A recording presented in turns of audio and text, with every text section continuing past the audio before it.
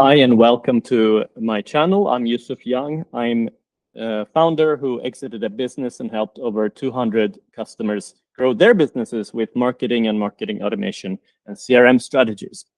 Now, in this video, I'm going to talk about my journey as I'm building my new business and specifically what I learned when validating my idea. Actually, I was not planning to validate. I was planning to simply build and learn from actual customers, but I'm so happy that I actually did the validation process. And in this video, I'm going to go through exactly how I did it, how you can do it too, and why it's so incredibly valuable. So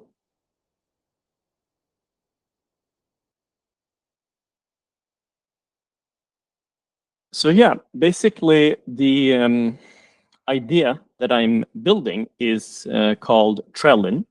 And Trellin is, so my idea was in my business, in my previous business, we did a market research that really helped accelerate the business and grow it and enabled me to really exit it 2 or 3 years ago.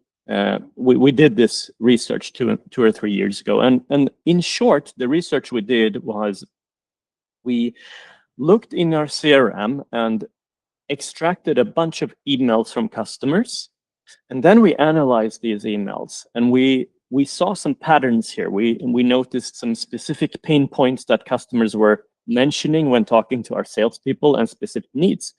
And then we created various segments based on which pains the customer had. And we actually changed our marketing, both on our website and our ads, to actually reflect these real conversations that customers were having with us.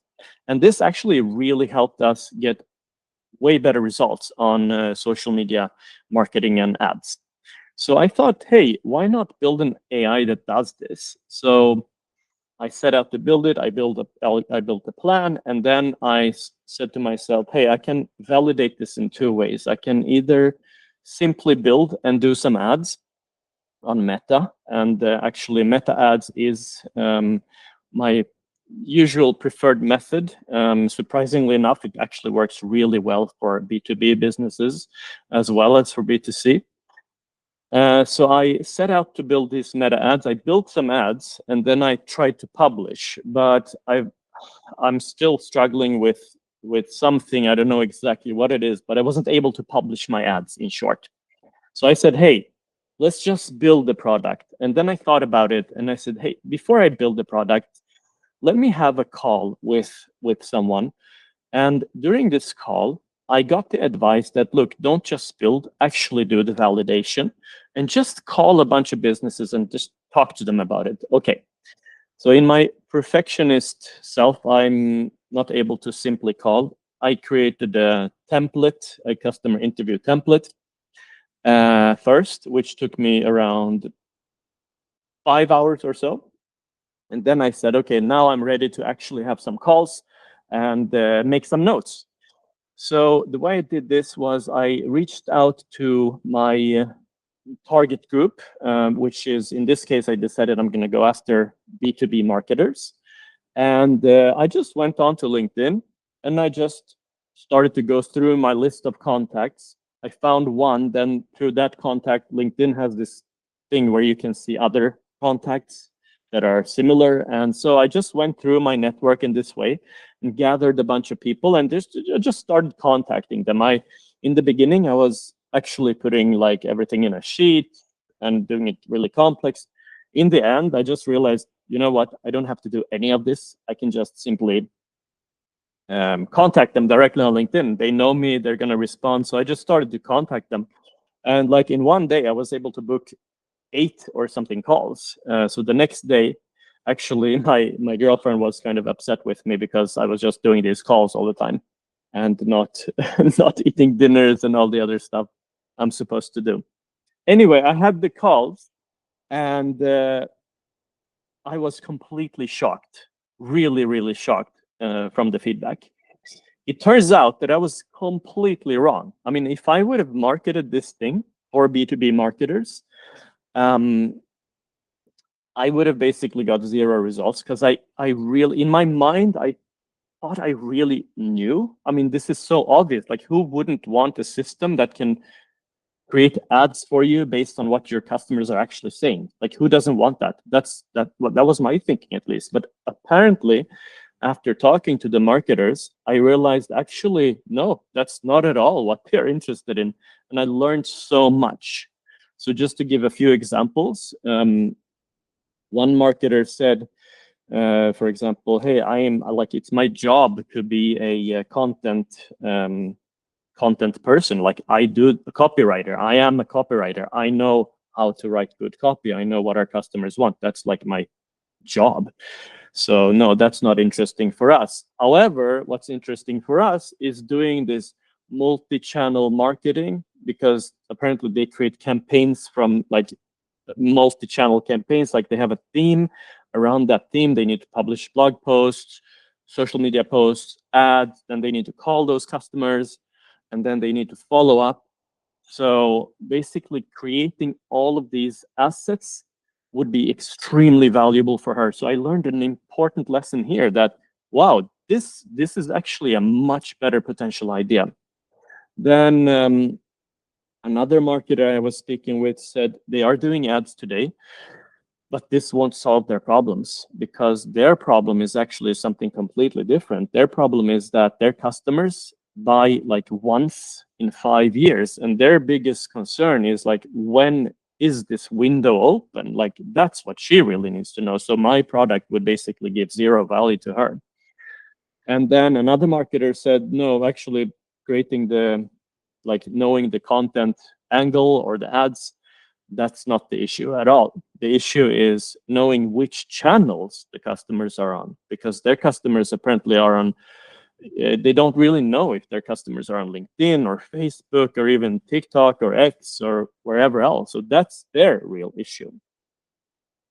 So pretty much I learned that, well, I'm really happy I didn't just go and build, because I would have spent like 2 months building this product just to realize all this. And I realized it now in 2 days.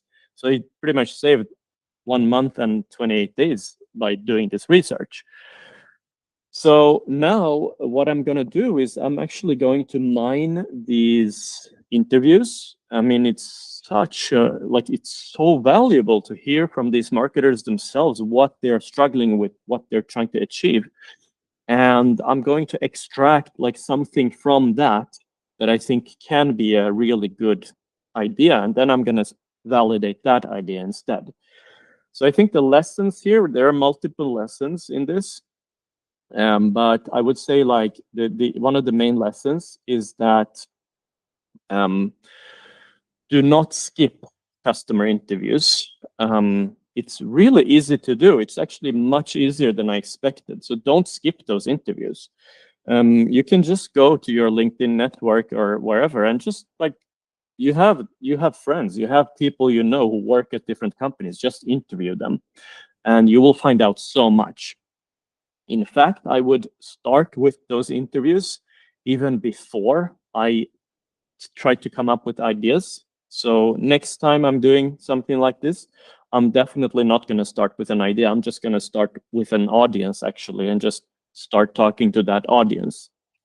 And in fact, that last tip that was given to me by a coach that I spoke with, Darren Wiener. You can see his YouTube channel here. He suggested a really good framework. So do it in like 3 levels. The first top level is go in without a predetermined idea and even without a predetermined audience in mind. Just start with your friends pretty much who work at different companies and start interviewing them about what goals they have, what challenges they have, what they're actually doing in day to day, and like where they're struggling. Try to extract things from there. Once you discover something that you think has potential, try to find other customers with that who might have the same struggle. Like, try to understand what makes this contact have this struggle, and are there others who could have the same struggle, and go out and search for those and interview them. And then after that, you can actually now start extracting some clear thread or like some commonality among all of these. Like, do they all have this problem? How would they like formulate the problem? How do they experience it? And then you can formulate a solution from there. And now you can actually start doing solution interviews. So that's how I would do it next time.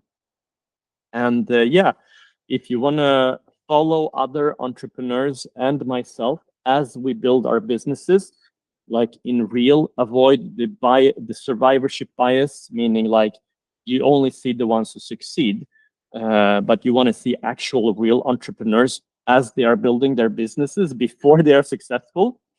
And subscribe to this channel and follow me. And me and other entrepreneurs that I will invite to this channel will share their journeys, and you will be able to follow them. So subscribe, and see you in the next video.